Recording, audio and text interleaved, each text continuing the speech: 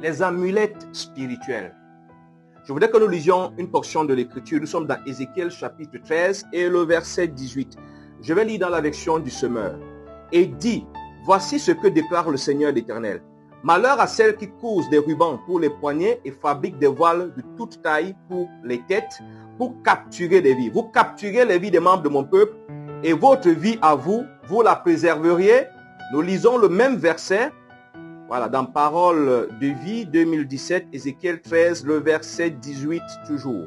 Tu diras, voici les paroles du Seigneur Dieu. Quel malheur pour vous. En effet, vous cousez des bracelets pour tous les poignets.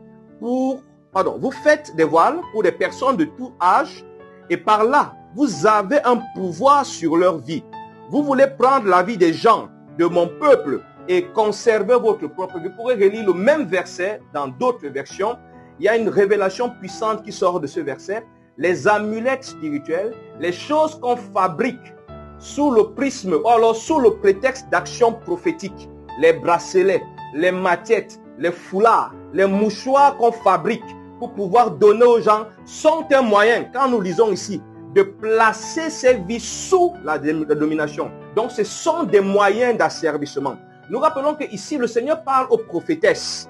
Il parle aux prophétesses qu'il est en train de blâmer, qu'il est sur le point de juger, et il leur fait ce reproche-là, c'est qu'elles fabriquent justement des bracelets, elles fabriquent des étoffes de tissu, des foulards, qu'elles donnent aux gens pour toute personne. Il y en a pour les enfants, il y en a pour les grands, il y en a pour toutes les tailles, et qui sont ici, c'est le Seigneur qui le dit à travers le prophète, un moyen d'asservissement. Reprenons ici. Vous cousez des bracelets pour tous les poignets, vous faites des voiles pour des personnes de tout âge, et par là, vous avez un pouvoir sur leur vie.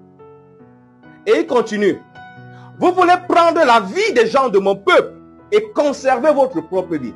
Donc, c'est un moyen de domination. Et on comprend mieux. Vous allez vous rendre compte que dans des environnements où justement ces pratiques sont récurrentes, il y a une forme d'idolâtrie. Il y a une sorte de connexion. Ces personnes sont comme assujetties par l'auteur, le producteur, n'est-ce pas, de ces amulettes. Parce que le bon mot en français, peut-être je peux me tromper, ce sont des amulettes. Oh, le bracelet, le foulard, ceci, cela, des moyens par lesquels on espère, en fait, on vous donne l'impression que vous accédez à certaines choses, alors qu'en réalité, ce sont des moyens de domination. Ça, c'était le verset 18. Évoluons au verset 20. C'est pourquoi je vous le dis, moi le Seigneur Dieu, je vais agir contre vos bracelets avec lesquels vous prenez la vie des gens. Vous prenez la vie des gens. Je les déchirerai en les arrachant de vos bras et je délivrerai ceux que vous avez fait prisonniers. Là, c'était toujours dans Parole de vie. Revenons ici dans Semeur. Voilà, revenons dans Semeur.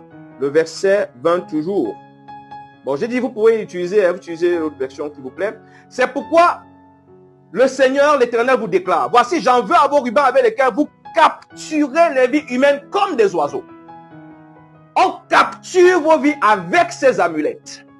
Et en réalité, même si certains le font à des fins commerciales, il y en a qui le font en connaissance de cause. Parce que non seulement vous êtes asservis par ces amulettes, déjà assujettis, connectés à leurs auteurs, mais plusieurs même se retrouvent en train d'être introduits dans des alliances dont ils ignorent tout. La foi, celle qui est véritable, est fondée sur Jésus. Elle ne se transfère pas dans les objets. Elle ne se vit pas à travers les objets. Peut-être tu ne le savais pas. Retiens ces versets.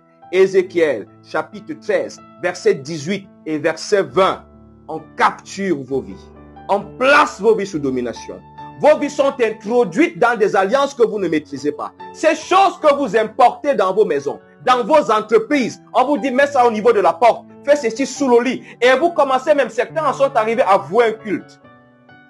Lis ta Bible. Elle va t'enseigner de grandes choses. Sois béni.